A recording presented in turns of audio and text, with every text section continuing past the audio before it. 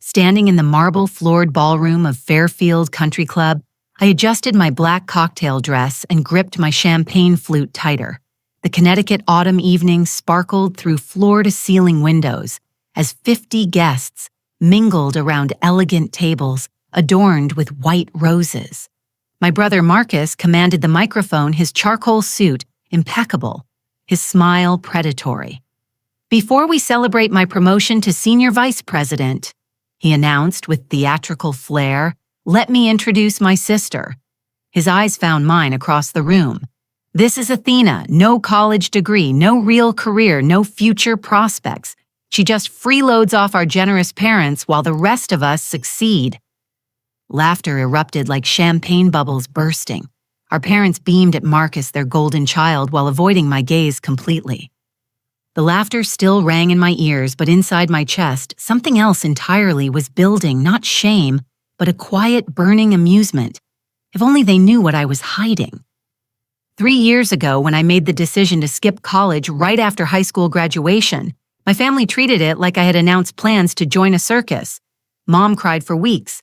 Dad delivered lectures about responsibility and wasted potential. Marcus, fresh from his business degree, smugly predicted I would come crawling back within months, begging for help. What none of them understood was that I had discovered something far more valuable than any classroom could teach me. While working my first retail job at a boutique in downtown Hartford, I watched the owner struggle with outdated inventory systems and zero online presence. I spent my lunch breaks researching e-commerce platforms and digital marketing strategies. Within 6 months, I had convinced her to let me build her first website. That small success ignited something inside me. I started my own online jewelry business from my bedroom, crafting delicate silver pieces and photographing them against white sheets. My first month, I made $300. The second month, $800. By the end of my first year, I was pulling in $15,000 monthly. But I was smart about it. I learned from every mistake, invested every profit back into growth, and most importantly, I kept it completely separate from my family. I opened business bank accounts under my legal name, Athena Marie, using my middle initial to create AM Enterprises. I rented a post office box 3 towns over. Every package, every business correspondence, every financial document went through addresses my family never knew existed. My modest apartment in West Hartford, which my parents assumed they were subsidizing, I had actually purchased outright 18 months ago. The furnishings they dismissed as cheap were carefully chosen minimalist pieces that cost more than Marcus's monthly salary. The daily routine they thought consisted of sleeping late and watching television actually involved managing inventory, coordinating with suppliers in 12 different states, and conducting video calls with customers from California to Maine. My jewelry line had expanded into vintage clothing restoration, artisan home decor, and custom gift baskets for corporate clients. I employed 12 people remotely, Sarah, my virtual assistant in Oregon, who coordinated customer service, Tom, my accountant in Florida, who managed 3 different investment portfolios, Elena, my graphic designer in Colorado, who created marketing materials that made Fortune 500 companies jealous. The irony was exquisite. While Marcus lectured me about financial responsibility, my monthly revenue exceeded his annual salary. While my parents worried about my lack of ambition, I was building an empire they could not even comprehend. While extended family members whispered about my failure to launch, I was launching new product lines every quarter and expanding into markets they had never heard of. My phone buzzed constantly with business calls that I answered discreetly as personal conversations. My laptop contained spreadsheets tracking profit margins that would make their heads spin. The cardboard boxes that arrived daily, which they assumed contained online shopping impulses, actually held inventory samples and product prototypes from suppliers competing for my business. Every family gathering was an exercise in careful performance. I let them believe what they wanted to believe, while secretly documenting every condescending comment, every dismissive gesture, every assumption about my capabilities, not out of spite, but out of necessity. I had learned early that my family had a pattern of taking credit for anything successful and demanding financial contributions for anything profitable. The most painful part was not the constant criticism, it was the loneliness. I had achieved something remarkable, built something from nothing, created opportunities for others, and I could not share it with the people who were supposed to love me most. Instead, I shared my victories with Elena during late-night design sessions, celebrated milestones with Sarah over video calls, and sought advice from Tom during quarterly financial reviews. My business network had become my real family. These were people who understood the dedication required to build something meaningful, who celebrated innovation and rewarded hard work. They knew my real name, my actual accomplishments, and my genuine potential. In their world, I was not the family disappointment. I was the young entrepreneur whose strategies other business owners studied and copied. As Marcus continued his speech detailing his promotion and the increased responsibilities that came with managing other people's money, I calculated that his new salary was still $60,000 less than what I had earned in the previous quarter alone. The guests applauding his corporate advancement had no idea they were celebrating someone who still lived in a rental apartment, while his supposedly unsuccessful sister owned property in 2 states. But tonight something had shifted. The humiliation was no longer just personal, it had become public. Professional contacts from his firm were witnessing this character assassination. Colleagues who might encounter me in business settings were forming opinions based on his deliberately cruel introduction. Family friends who moved in the same social circles where I was building my reputation were watching this performance. Marcus had crossed a line, and he had done it with witnesses. I placed my champagne flute on the nearest table with deliberate precision. The crystal rang softly against marble, a delicate sound that somehow cut through the remaining chuckles and conversations. 50 pairs of eyes followed my movement as I walked toward the exit, my heels clicking steadily across the polished floor. I did not rush. I did not stumble. I did not look back at my parents or acknowledge Marcus's sudden silence.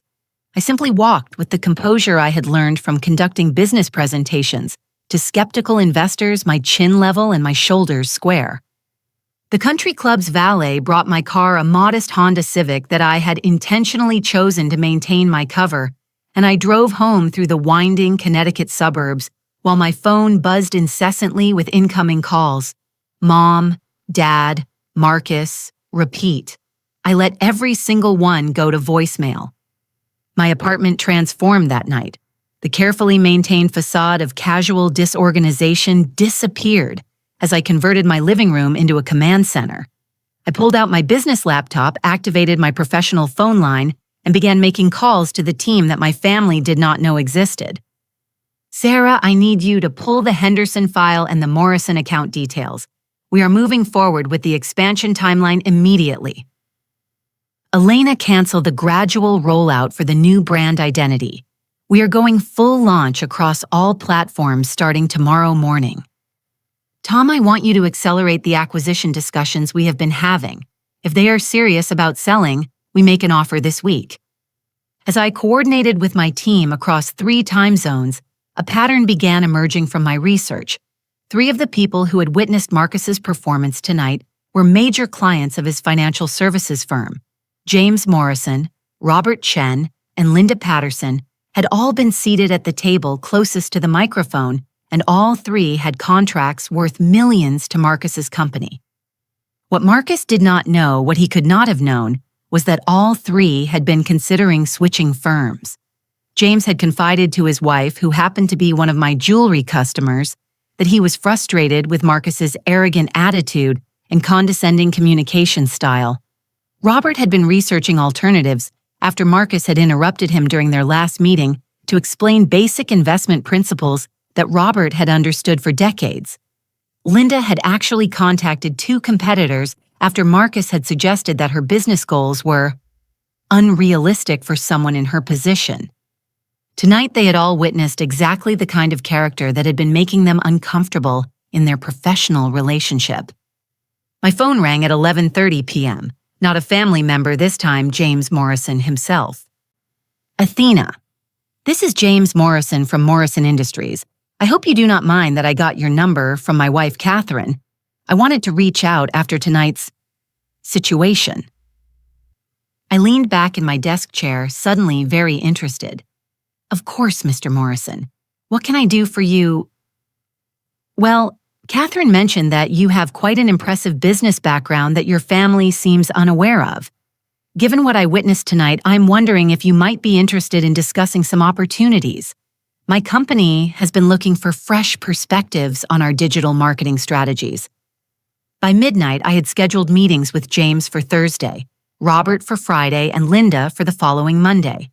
By 1 a.m., I had drafted a comprehensive proposal for Morrison Industries that would generate more revenue in 6 months than Marcus typically brought in annually. My phone buzzed with a text from Mrs. Patterson, my 78-year-old neighbor who had been my unofficial apartment building grandmother since I moved in. Honey, are you all right? I heard shouting in the hallway earlier and your parents looked upset when they left. I realized my parents had actually driven to my apartment and been turned away by building security, whom I had called earlier to restrict access to my floor. The voicemails on my phone now numbered 23, with increasingly frantic messages evolving from anger to confusion to something approaching panic. Marcus's final voicemail left at 1:47 a.m. contained a tone I had never heard from him before: genuine fear. Athena, please call me back. I think there may have been some misunderstanding tonight about some business connections. We really need to talk. The misunderstanding was all his. By morning, my strategic response was in motion. Legal documents were filed, business registrations were updated, and 3 new client proposals were submitted. I'd also contacted David, a lawyer friend from my online business community, to ensure that all my financial arrangements were properly documented and protected. The last 3 years of careful planning were about to pay dividends that my family could never have imagined. But first, they were going to learn exactly what they had lost. 3 weeks after the country club humiliation, Marcus received the phone call that would change everything. I knew exactly when it happened because Sarah had been monitoring the Henderson and Associates client communications as part of our acquisition due diligence. At 2:15 p.m. on a Tuesday, Marcus's boss, Michael Brennan, summoned him to the executive conference room for an emergency meeting. The subject was AM Enterprises' recent purchase of controlling interest in Henderson and Associates, which had been Marcus's largest and most prestigious client. The same Henderson and Associates that generated 40% of his annual commission. The same Henderson and Associates that he had been using to justify his promotion and salary increase. Michael's voice carried through the speakerphone as he read from the acquisition announcement. Effective immediately, all Henderson and Associates accounts will be managed through AM Enterprises Financial Services Division. We've received notification that they are consolidating their investment management under their new ownership structure.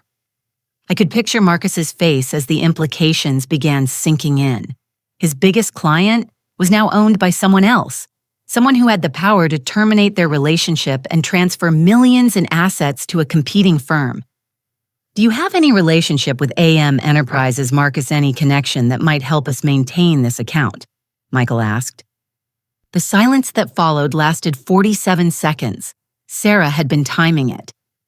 What Marcus did not know, what he could not have known, was that Henderson and Associates had been hemorrhaging money for 2 years due to poor digital infrastructure and outdated marketing strategies. The same strategies that my team specialized in revolutionizing. We had approached them 6 months earlier with a comprehensive turnaround plan that included not just financial investment, but complete operational restructuring.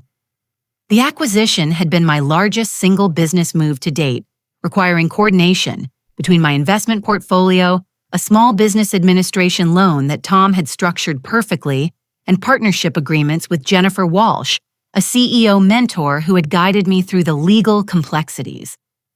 But the most beautiful irony was still coming. Henderson and Associates' first decision under new ownership was to conduct a comprehensive review of all their existing professional relationships. They wanted to evaluate which service providers were genuinely adding value versus those who were simply maintaining expensive legacy contracts. Marcus's firm fell squarely into the second category. The review revealed a pattern that I had suspected but could never have proven without access to their internal records. Marcus had been systematically taking credit for investment strategies developed by junior associates while presenting himself as the mastermind behind every successful portfolio performance. He had been charging premium fees for services that his team provided while contributing primarily sales presentations and client entertainment. More damaging, Henderson and Associates discovered that Marcus had been inflating his own performance metrics by including gains from market trends that had nothing to do with his recommendations. His famous 15% annual growth was actually closer to 8% when accounting for general market performance that any index fund would have matched. Jennifer and I spent the next week carefully documenting everything we found, not for revenge, but for legal protection. If Marcus tried to claim that family relationships had influenced business decisions, we needed evidence that our actions were based entirely on professional considerations. The confrontation I had been anticipating finally came on Friday morning. Marcus appeared at my apartment building at 7:30 a.m. looking like he had not slept in days. His usually immaculate appearance was rumpled and desperate. Building security called to announce his arrival, and I authorized them to send him up. He knocked softly, a completely different approach from his usual confident demeanor. "Athena, I know you are angry, but we need to discuss what is happening with Henderson and Associates." I opened the door and gestured for him to enter. The apartment that my parents assumed they were subsidizing suddenly looked very different to him. The minimalist furniture he had dismissed as cheap was clearly expensive. The artwork on the walls was original, not reproductions. The technology set up in my home office was more sophisticated than his company's conference room. "You own AM Enterprises," he said, and it was not a question. "I do." "You bought Henderson and Associates." "I did." "You've been running a business empire this entire time." "I have." Marcus sat down heavily on my sofa, a custom piece that had cost more than his monthly rent. "Why did you never tell us?" The question was so absurd that I almost laughed. "Tell you what, Marcus? Tell you that I was successful so you could find new ways to diminish my accomplishments. Tell you that I was making money so the family could start asking for loans and investments. Tell you that I had built something meaningful so you could explain to everyone how I was just lucky or how anyone could have done the same thing." He stared at me with growing understanding. "You have been protecting yourself." "I have been protecting my business and my independence. The same independence that you just publicly mocked in front of 50 people, including 3 of your most important professional contacts." The color drained from his face. James Morrison, Robert Chen, and Linda Patterson. All 3 of whom are now my clients. All 3 of whom had been looking for an alternative to working with your firm even before they witnessed your character assassination performance. Marcus buried his face in his hands. "I had no idea." "You had no idea because you never bothered to learn who I actually am. You were too invested in maintaining your position as the family's success story to consider that maybe I had my own path." My phone rang, a business call from Rachel, my new business partner in the Henderson acquisition. I answered it professionally, discussing quarterly projections and expansion timelines, while Marcus listened to his supposedly unsuccessful sister conduct high-level strategic planning. When I hung up, he looked at me with something approaching awe. "How long have you been doing this?" 3 years. 3 years of building, growing, learning, and succeeding while listening to lectures about my lack of ambition. 3 years of employing people, creating opportunities, and generating revenue while being told I needed to get serious about my future. And now you control my biggest client. Now I own your biggest client, and tomorrow morning Henderson and Associates will be terminating their contract with your firm and transferring their assets to Morrison Financial Group, which has agreed to partner with AM Enterprises for comprehensive financial services. The silence stretched between us, as Marcus processed the complete reversal of our family dynamic. His baby sister, the supposed disappointment, had become his professional superior overnight. But this was just the beginning. The local newspaper's business section published the article on a Wednesday morning. Young entrepreneur to watch Athena Marie's AM. Enterprises reshapes Connecticut's small business landscape. Ran as the lead story, complete with a professional photograph of me in my Hartford office and detailed coverage of our recent acquisitions and expansion plans. The reporter Benjamin Clark from the Hartford Business Journal had spent 2 weeks investigating my company's rapid growth and impressive portfolio. The article revealed revenue figures that made my family's assumptions look ridiculous, client testimonials that established my professional reputation, and projections for future expansion that included partnerships with 3 Fortune 500 companies. Sarah called me at 8:30 a.m., laughing so hard she could barely speak. "Athena, you need to check your social media notifications. Your family's friends are sharing the article everywhere, and the comments are, well, they are something to see." I scrolled through Facebook to find the article posted on 17 different community pages, tagged by family, friends, and neighbors who had witnessed years of condescending comments about my supposed lack of direction. The comment threads were brutal and beautiful. Wasn't this the girl her brother was making fun of at that party last month? Her parents always seemed so worried about her future. Turns out they should have been worried about understanding their own daughter. I remember her mother crying to my wife about Athena's wasted potential. This is awkward. By noon, Marcus was facing professional catastrophe. Michael Brennan had called another emergency meeting to discuss the firm's relationship with AM Enterprises and the potential impact of losing not just Henderson and Associates, but also Morrison Industries and Patterson Holdings, both of whom had submitted termination notices. Marcus's colleague, Jennifer Different. Jennifer from my mentor later told Sarah's friend Rachel, who worked in their administrative department, that Marcus had broken down completely during the meeting.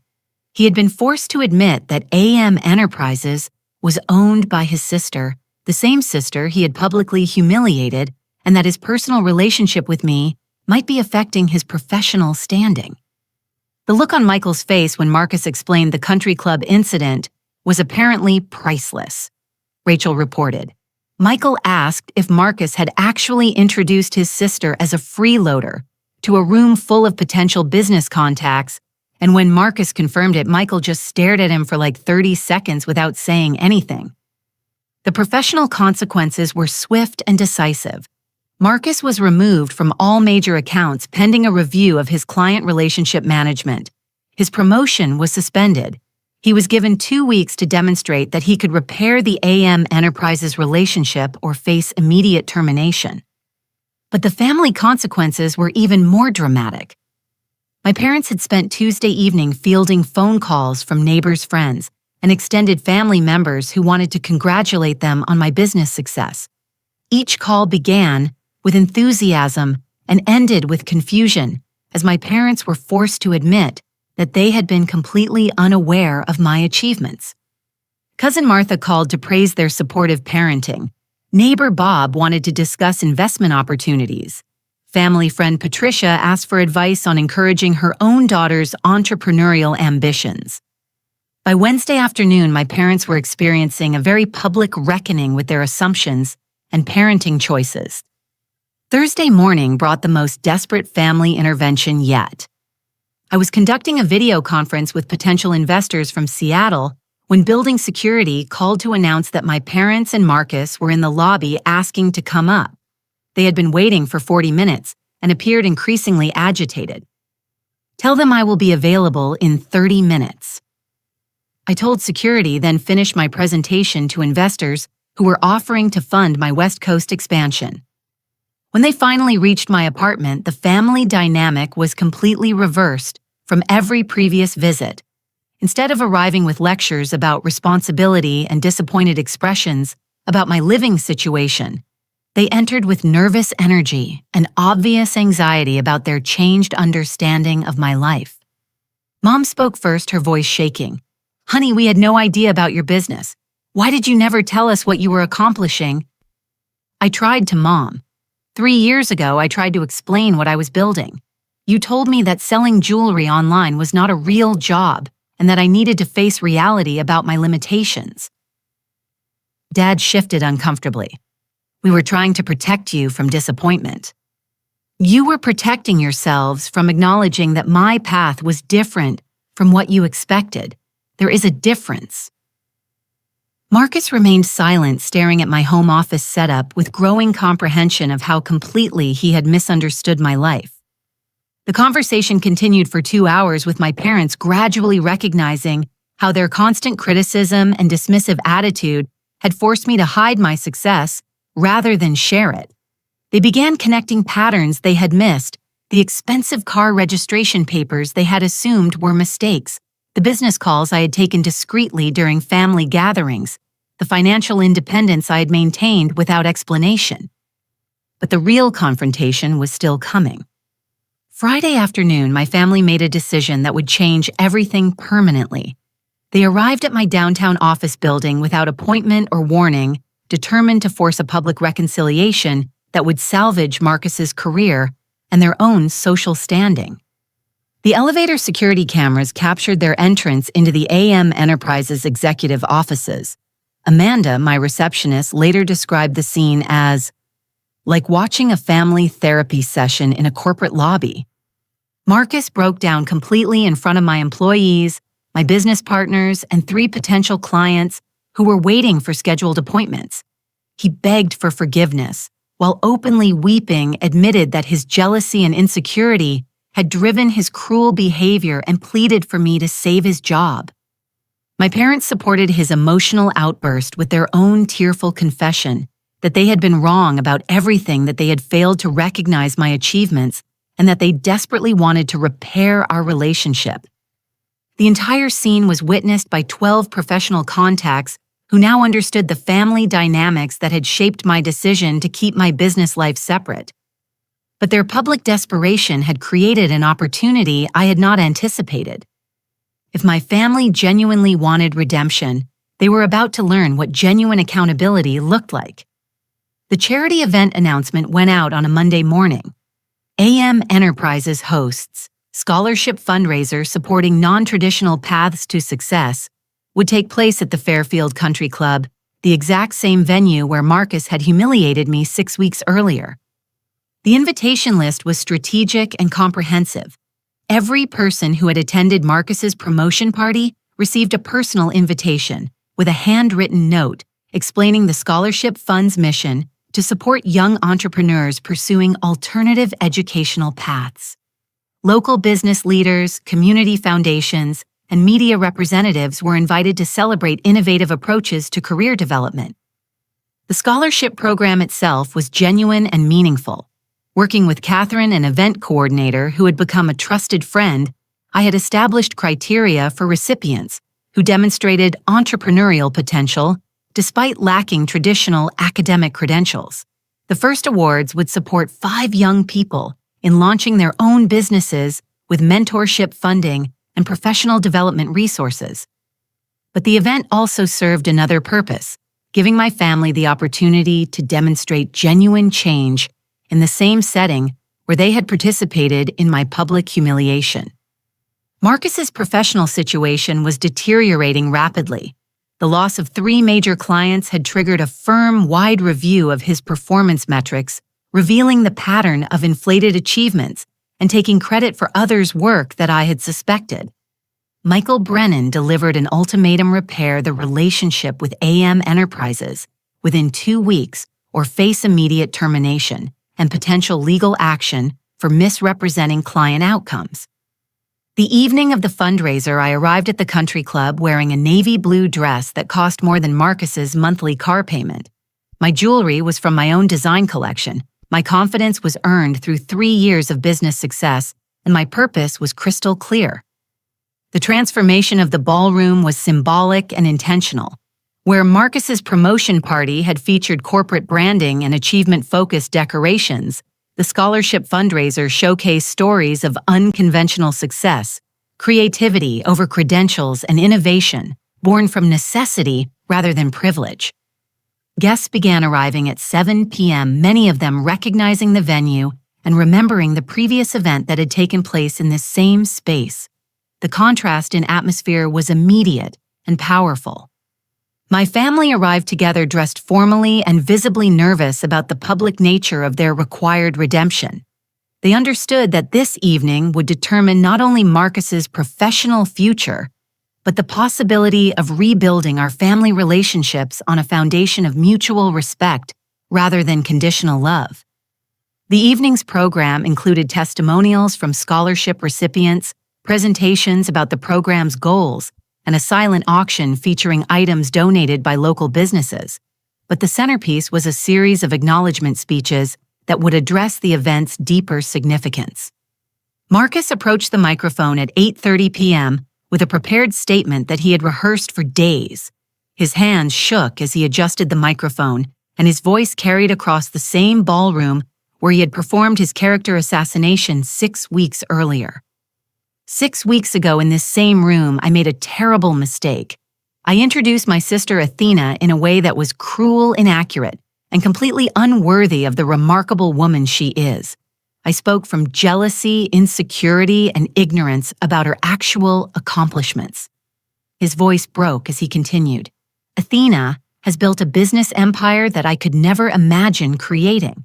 She has achieved success through innovation dedication and intelligence, while I was telling everyone she was a failure. I was wrong about everything, and I am profoundly sorry. The audience listened in complete silence as Marcus detailed his recognition of Athena's achievements, his understanding of how his behavior had damaged their relationship, and his commitment to earning forgiveness through changed actions rather than just apologetic words. My parents followed with their own acknowledgement of parenting mistakes, favoritism, and failure to recognize my unique path to success. Mom's tears were genuine as she described the shame of learning about my accomplishments through a newspaper article rather than supportive family conversations. When my turn came to speak, I approached the microphone with the poise I had developed through countless business presentations to skeptical investors and demanding clients. This scholarship program exists because I believe that success comes in many forms, and traditional educational paths are not the only route to meaningful achievement. Some of us learn by doing, create by necessity, and build by determination, rather than by following prescribed formulas. I looked directly at my family, but success means nothing without genuine relationships based on mutual respect and understanding. Tonight represents the possibility of rebuilding those relationships while supporting others who are pursuing unconventional dreams. The fundraiser raised $47,000 for the scholarship program, exceeded our attendance projections, and generated media coverage that positioned AM Enterprises as a leader in community investment and innovative thinking. But more importantly, it demonstrated that my family's recognition of their mistakes was genuine, public, and comprehensive enough to serve as a foundation for moving forward. The real test, however, was still to come. 1 month later, I made an announcement that surprised everyone, including myself. The acceptance letter from Harvard Business School had been sitting in my desk drawer for 3 years. I had deferred enrollment annually while building my business empire, always planning to pursue my MBA once AM Enterprises was stable enough to operate without my daily oversight. The time had finally come. I will be starting Harvard's MBA program in January. I announced during our weekly family dinner, the first series of family gatherings we had maintained consistently since the scholarship fundraiser. The business is structured to continue growing under the management team I have developed, and I will be maintaining operations remotely while completing my degree. Marcus nearly choked on his coffee. You were accepted to Harvard Business School. 3 years ago, I deferred enrollment to focus on building the company, but now both my business and my family relationships are stable enough for me to pursue additional education. The irony was exquisite. Marcus had spent years lecturing me about the importance of higher education, while I had been quietly holding an acceptance letter to one of the world's most prestigious business programs. But the evening's bigger announcement was still coming. "Marcus, I have a proposition for you." I continued watching his expression carefully. "Your firm has made it clear that your employment depends on repairing the relationship with AM Enterprises. I am willing to offer you a position within my company, but it comes with specific conditions." He leaned forward, desperate interest replacing his usual confident demeanor. "The position is junior partner in business development, reporting directly to Jennifer Walsh, my CEO mentor, who will be overseeing expansion into new markets. The salary is 60% of what you currently earn, but includes equity participation that could exceed your current income within 2 years if you contribute meaningfully to our growth." Marcus's pride warred with practical necessity as he processed the offer. "The more important condition," I continued, "is that this position requires genuine collaboration, acknowledgement of team contributions, and transparent communication with clients. The behaviors that created problems at your current firm would result in immediate termination from mine." "You would be my boss," he said quietly. "Jennifer would be your direct supervisor, but yes, ultimately you would be working for the company I built, the company you publicly dismissed as worthless 6 months ago." The silence stretched as Marcus confronted the complete reversal of our family dynamic. His baby sister was offering to save his career by giving him a junior position in her business empire. "Why would you offer this?" he asked. "Because I believe people can change, and because you have demonstrated genuine remorse for your behavior, but mostly because family means giving people the opportunity to prove they have learned from their mistakes." Marcus's acceptance came with tears, humility, and a detailed acknowledgement of the growth he needed to demonstrate. The conversation continued for 3 hours as we outlined expectations, discussed his role in the company's expansion plans, and established boundaries that would protect both our professional and personal relationships. 2 weeks later, Marcus submitted his resignation to Michael Brennan and began his new position at AM Enterprises. His first assignment was conducting research for potential clients' work that would teach him about comprehensive business analysis rather than just sales presentations and client entertainment. The transformation in family dynamics was remarkable and genuine. Sunday dinners became collaborative discussions about business strategies with my parents, asking thoughtful questions about entrepreneurship, and Marcus contributing insights from his new perspective as someone learning rather than lecturing. My parents began actively promoting my businesses within their social circles, finally taking pride in my unconventional path to success. They started reading business publications to better understand my industry and asking informed questions about my expansion plans. Marcus's first month at AM Enterprises challenged every assumption he had held about business development. Working under Jennifer's supervision, he learned the difference between authentic relationship building and superficial client management. His research assignments taught him to analyze market trends rather than simply repeat industry talking points. Most importantly, he witnessed firsthand the collaborative culture that I had built within my company. Employees at every level contributed ideas, received recognition for their innovations, and participated in decision-making processes. The environment was the opposite of the hierarchical credit-stealing culture that had characterized his previous firm. 3 months into his new position, Marcus had not only adapted to his junior role, but had begun thriving in it. His natural networking abilities, when combined with genuine expertise and collaborative approaches, made him an asset to the team rather than a liability. The Harvard acceptance announcement had been strategic as well as personal. By pursuing my MBA while maintaining my business operations, I was demonstrating that education and entrepreneurship could complement each other, rather than competing for priority. The degree would provide additional credibility for AM Enterprises, while expanding my network and strategic thinking capabilities. But the most satisfying aspect of these developments was the recognition that genuine family relationships had become possible once they were based on honesty, mutual respect, and acknowledgement of each person's unique contributions. The foundation was finally in place for the kind of family I had always wanted but never thought possible. 6 months later, I stood in the same ballroom at Fairfield Country Club, but this time, the occasion was genuinely celebratory. AM Enterprises had been named Connecticut Small Business of the Year, and the recognition ceremony brought together the entire journey that had begun with humiliation in this same space. The scholarship program had awarded its first grants to 5 remarkable young entrepreneurs whose stories reminded me of my own path. Sarah, 19, was launching a sustainable fashion business from her dorm room. Michael, 22, had developed an app that connected elderly residents with neighborhood volunteers. Jessica, 24, was creating affordable childcare solutions for working mothers. Each recipient demonstrated the same combination of innovation, determination, and unconventional thinking that had driven my own success. Marcus approached the microphone for what had become a tradition, his quarterly acknowledgement of personal and professional growth. But tonight's speech was different because it reflected genuine transformation rather than required apologies.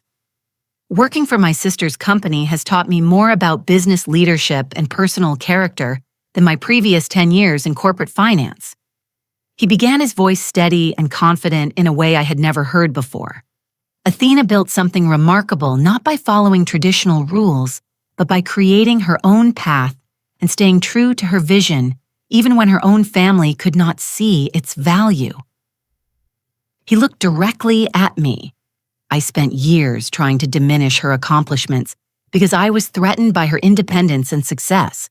But joining AM Enterprises has shown me that real leadership means elevating others, not tearing them down. Athena has given me the opportunity to learn authentic business practices, contribute meaningfully to important work, and rebuild our family relationships on a foundation of mutual respect. The audience, a mixture of business leaders, family friends, scholarship recipients, and AM Enterprises employees, listened with the same attention they had given to Marcus's apology speech 6 months earlier. But the energy was completely different. Where shame and desperation had driven his previous words, growth and gratitude powered his current reflection. My parents had undergone their own transformation. Mom had enrolled in a small business management course to better understand my industry, and Dad had begun volunteering with a nonprofit that provided business mentorship to aspiring entrepreneurs. They attended AM Enterprises events not as reluctant supporters, but as genuine advocates who understood and appreciated what I had built.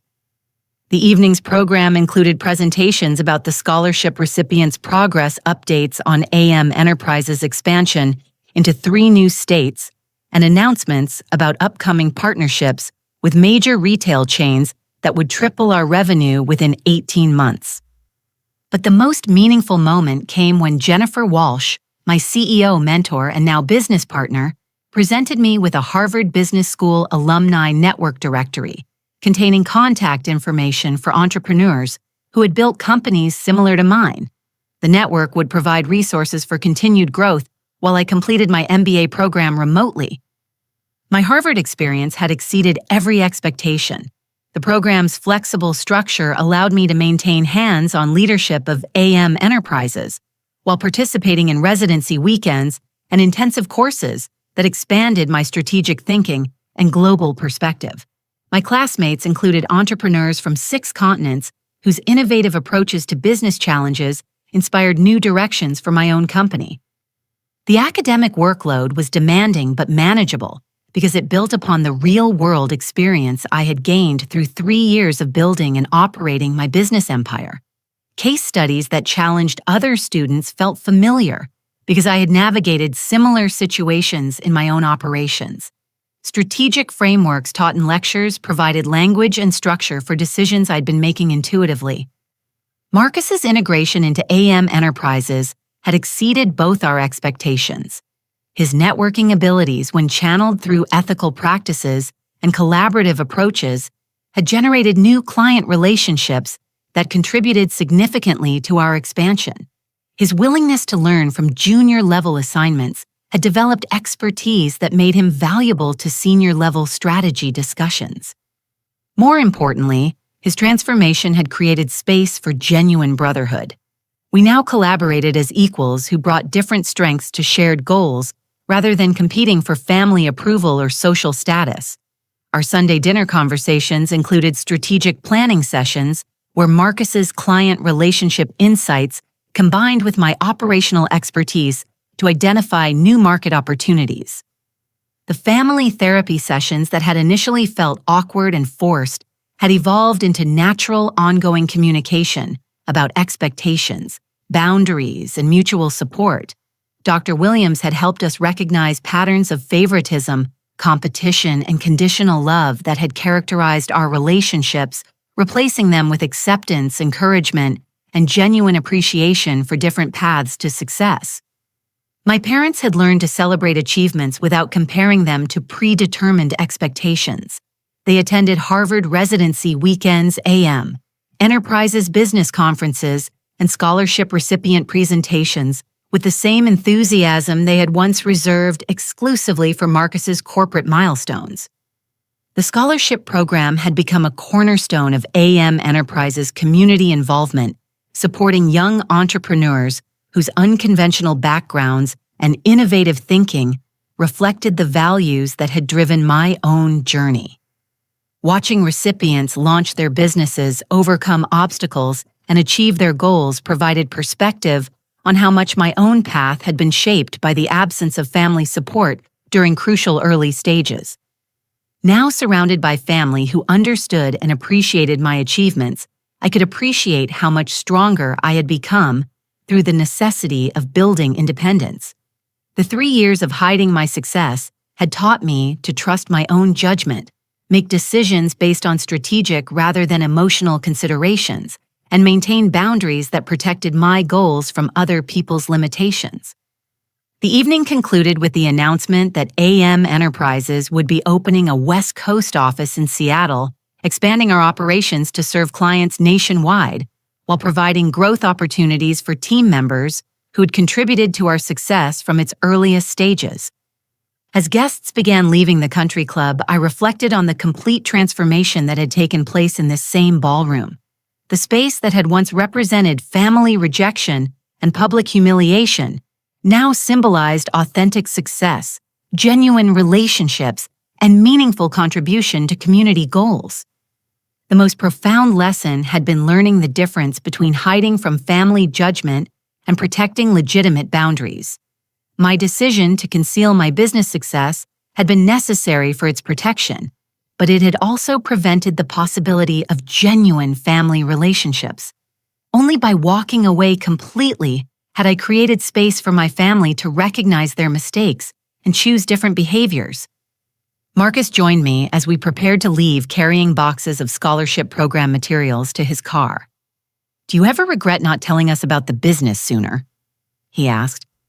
I considered the question carefully.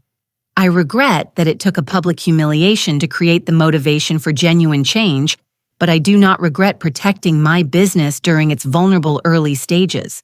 You mom and dad were not ready to support my path until you understood the consequences of dismissing it. And now we have built something better than what we had before, because it is based on honesty, respect, and mutual appreciation, rather than competition and conditional approval. The scholarship recipients gathered for final photographs, their faces glowing with the same excitement and determination that had driven my own entrepreneurial journey. Their success would extend the impact of AM Enterprises beyond profit margins and revenue growth, creating opportunities for innovation that might not exist within traditional educational and career structures. As I drove home to my apartment, the same apartment my family had once dismissed as evidence of my lack of ambition, I felt profound satisfaction with the foundation we had built together. The business empire that had started as protection against family rejection had become the catalyst for family healing, community contribution, and personal fulfillment that exceeded my most optimistic early projections. My phone buzzed with congratulations, messages from clients, employees, scholarship recipients, and Harvard classmates who had watched tonight's ceremony via livestream. The professional network that had replaced my family during the years of hiding my success had now integrated with genuine family relationships to create support systems that honored both personal connections and individual achievement. The ultimate irony was that achieving everything I had wanted professionally had become meaningful only when combined with the family relationships I had almost given up pursuing. Success without genuine connection had been satisfying but incomplete. Connection based on pretense and conditional approval had been emotionally exhausting and ultimately unsustainable. But success combined with authentic relationships, mutual respect, and shared commitment to growth had created the life I had been working toward without fully understanding its requirements. The last text message of the evening came from Marcus. "Thank you for giving me the chance to become someone worthy of being your brother." I responded, "Thank you for becoming someone I am proud to call family." Walking through my apartment, I noticed the Harvard acceptance letter I had framed and hung in my home office, not as a trophy, but as a reminder that timing matters in every important decision. Waiting 3 years to pursue my MBA had allowed me to build the business foundation and family relationships necessary to make the most of the educational opportunity. The integration of education, entrepreneurship, family, healing, and community contribution had created a life that honored all aspects of who I was, rather than requiring me to choose between competing priorities.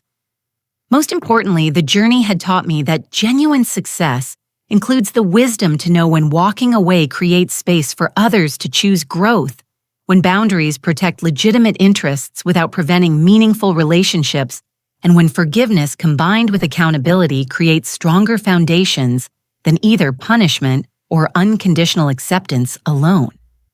The scholarship recipients would face their own challenges, family dynamics, and decisions about when to persist and when to establish boundaries. But they would begin their entrepreneurial journeys with mentorship, community support, and financial resources that could help them avoid some of the loneliness and isolation that had characterized my early business development. Their success would honor the lesson that had emerged from my own experience that unconventional paths to achievement deserve the same respect and support as traditional routes, and that families grow stronger when they celebrate different types of accomplishments rather than demanding conformity to predetermined expectations. The story that had begun with public humiliation and family rejection had evolved into community leadership, educational achievement, business success, and authentic relationships that honored individual differences while strengthening collective bonds.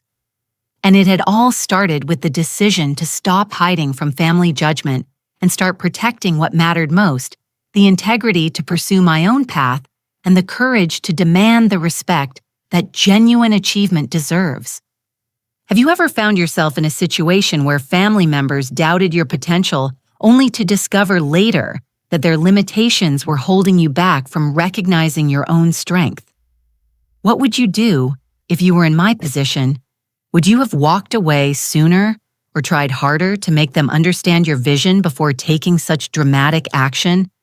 I would love to hear your thoughts about balancing family loyalty with personal boundaries, and whether you think second chances should always be available when people genuinely commit to change. If this story resonated with your own experiences of building something meaningful despite others' expectations, please share it with someone who might need to hear that unconventional paths can lead to extraordinary outcomes. Your support helps these stories reach people who are struggling to trust their own instincts and pursue their unique vision for success. I appreciate you taking the time to listen to this journey of family dynamics, entrepreneurship, and personal growth. Remember that your own path to achievement is valid and valuable, even if others cannot see its potential yet. Thank you for being part of this community where we celebrate resilience, authenticity, and the courage to create the life that reflects your true capabilities. Until next time, keep building something meaningful and never let anyone else's limitations define what is possible for your future.